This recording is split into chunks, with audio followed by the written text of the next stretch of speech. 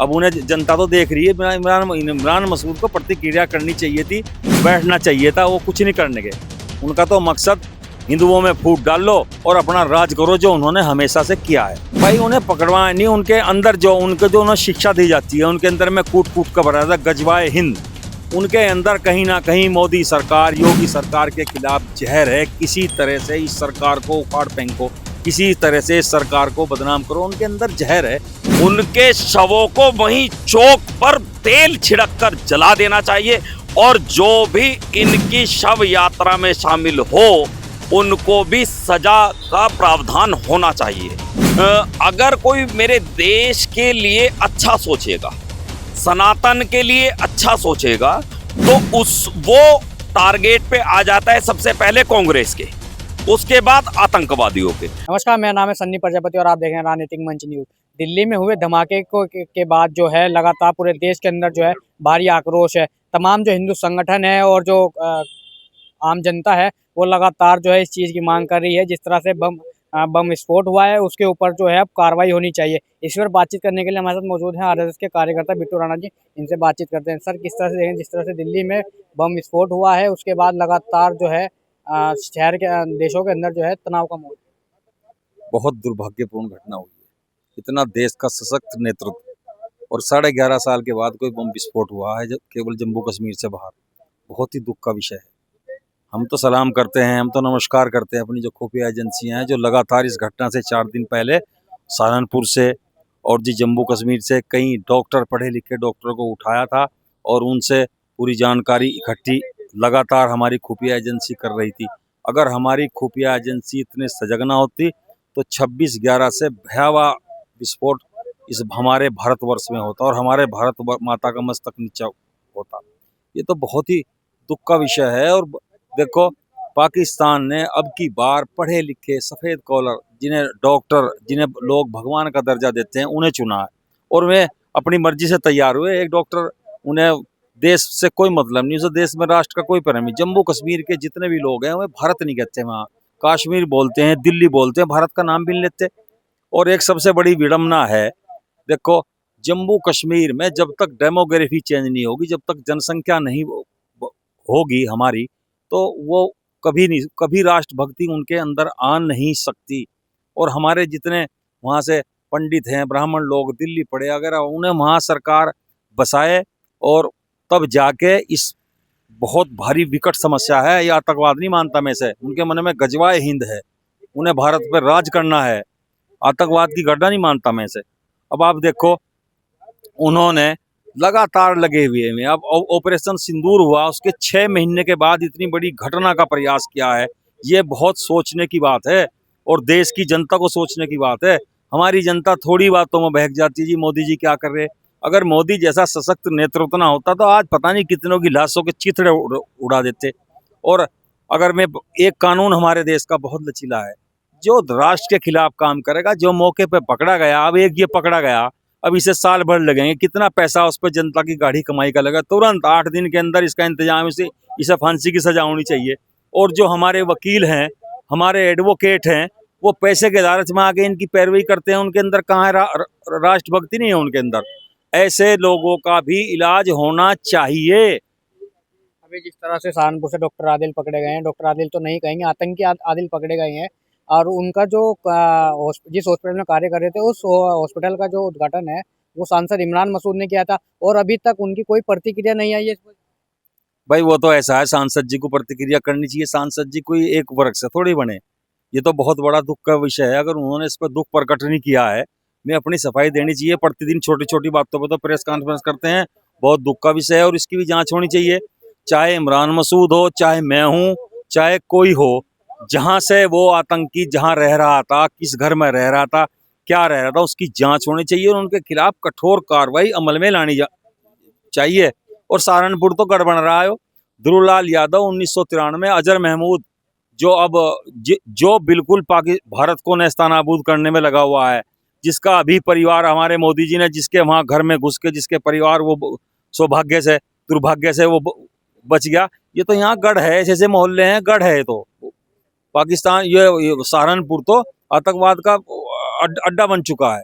फिलिस्तीन के ऊपर तो इमरान मसूद संसद के अंदर बोलते हैं, तमाम तख्तियां लहराते हैं, लेकिन अभी तक उनकी दिल्ली धमाके पर कोई प्रतिक्रिया क्यों नहीं आ पा रही है?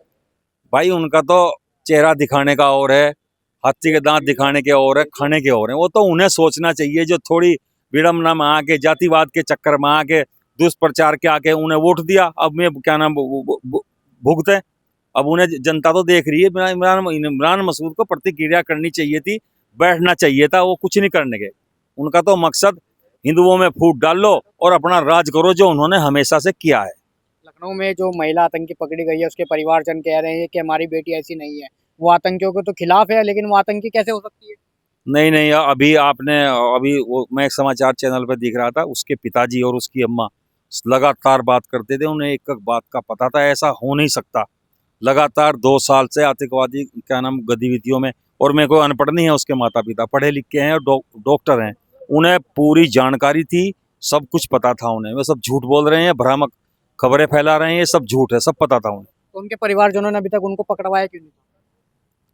भाई उन्हें पकड़वाया नहीं, उनके अंदर जो उन्हें शिक्षा दी जाती है, उनके अंदर में कूट कूट कर भरा था गजवाए हिंद।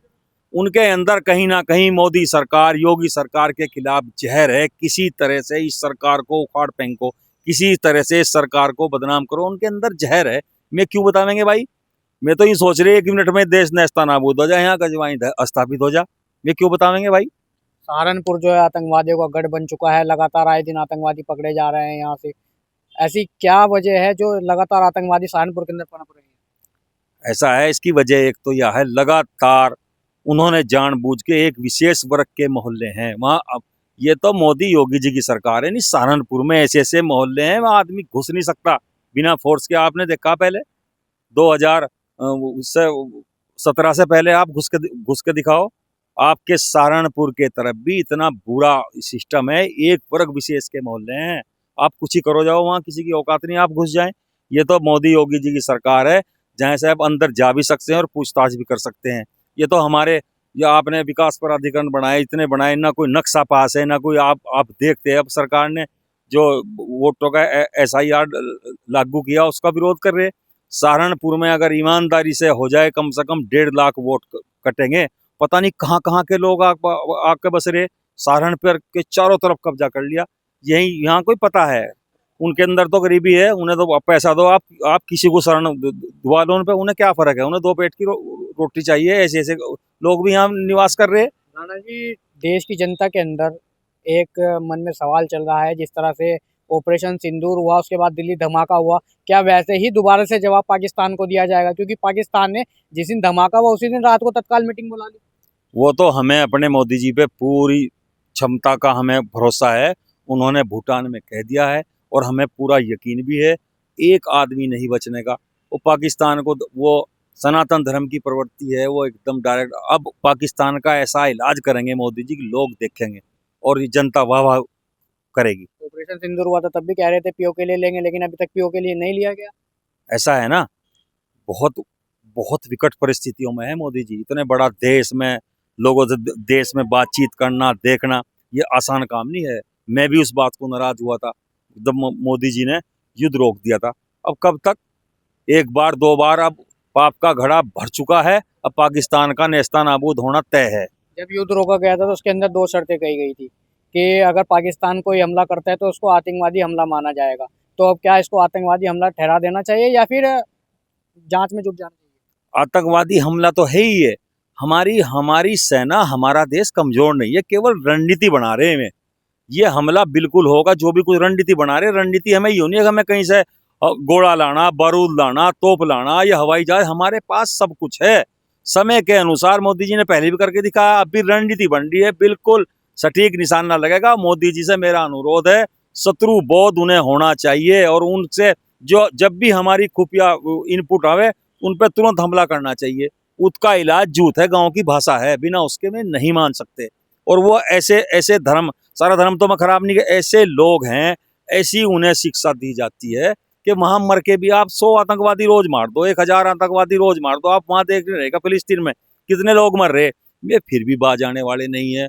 उन्हें बिल्कुल उनके अंदर ऐसी ऐसी उन्हें शिक्षा दी जा रही है, बिल्कुल में कतई बाज नहीं आने वाले। यहाँ भी भारत को कभी मौका जब भी मिले इनके ऊपर जहां भी ऐसी आतंकवादियों को बिल्कुल नेस्तनाबूद करना चाहिए, किसी का इंतजार नहीं करना चाहिए। और भी लोगों में मौजूद है। सर क्या नाम है आपका? मैं दुष्यंत राणा।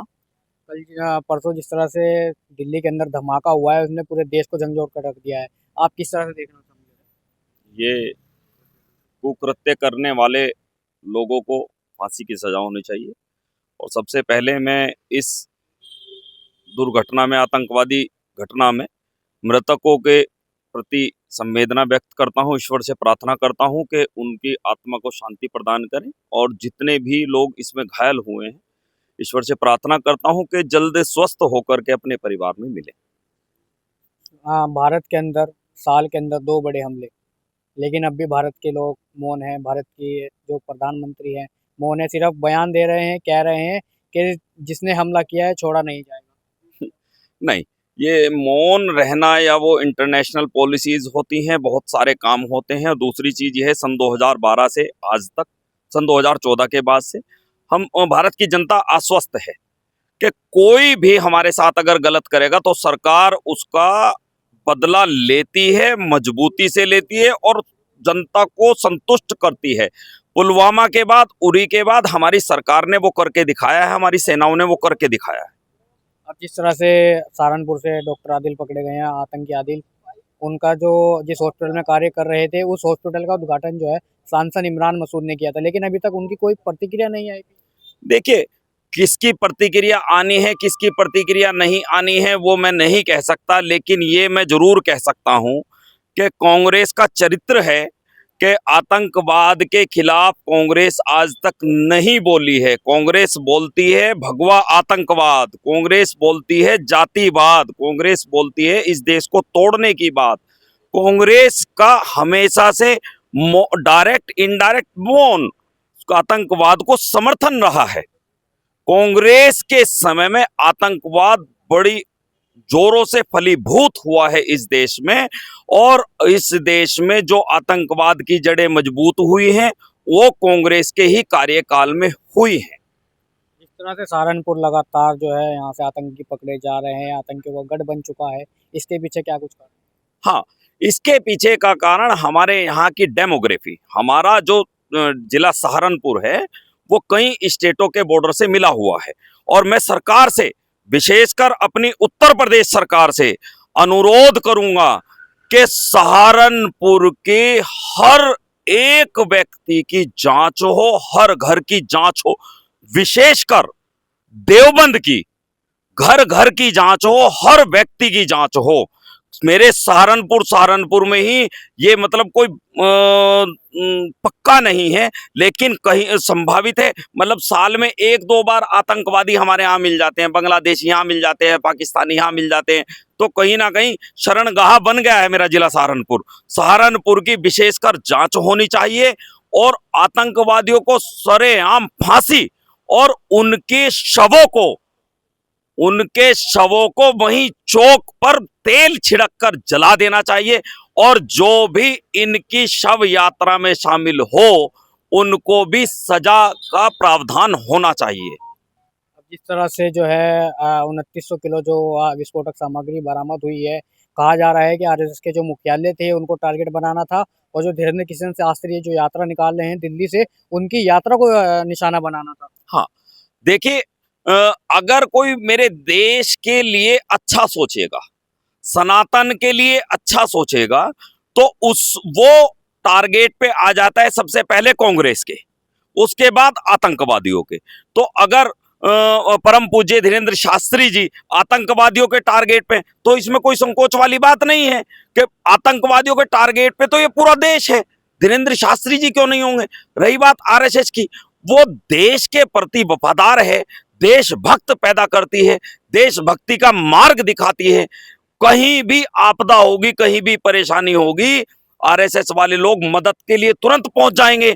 ये जो कुर्सियों पर बैठ करके नेता जो हमें गोलमोल बात करके कुर्सियां हथिया लेते हैं, ये कोई मदद नहीं करेंगे। और देश की विपत्ति में कभी भी कोई सेकुलर नेता आपको, मदद तो बहुत दूर की बात है, कोई अच्छा बयान भी आपको सुनने को नसीब नहीं होगा। जिस तरह से मुस्लिम आतंकवादी पकड़े जा रहे हैं, लगातार यही मतलब जो है टोपी दाढ़ी लगाकर, भेष बदलकर अपना कार्य कर रहे हैं, लेकिन इन्हीं टोपी दाढ़ी वालों को जो है आरएसएस के जो मोहन भागवत हैं वो गले लगा रहे हैं।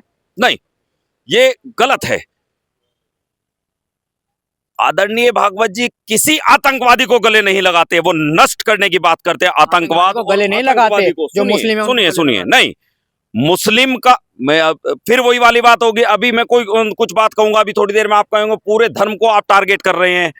मोहन भागवत जी गले लगाते हैं अब्दुल कलाम आजाद के अनुयायी को, मोहन भागवत जी गले लगाते हैं गौस खान के अनुयायी को, मोहन भागवत जी गले लगाते हैं वीर अब्दुल हमीद के अनुयायियों को, और वो मारने की, खत्म करने की, नष्ट करने की बात करते हैं बाबर के अनुयायी को, औरंगजेब के अनुयायी को, हुमायूं के अनुयायी को।